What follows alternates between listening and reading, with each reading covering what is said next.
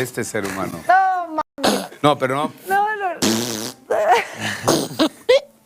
Ya nos de la risa, No ¿no? mames, no sé qué. Ok, ya. buenas noches, buenas noches. Ya. Así, 5 minutos después.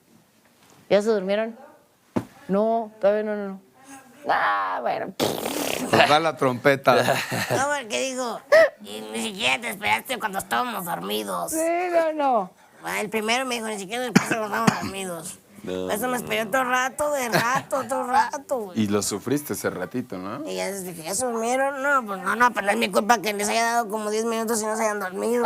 Nos dio 10 minutos el cabrón. En lugar de nos dio haberte 10 salido a minutos. echarte el pedo.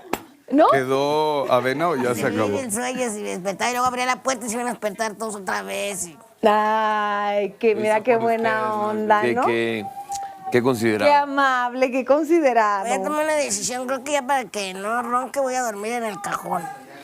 Ah, sí, Oh, qué buena onda. no, tú ronca, papi. Yo me voy a poner unos tapones.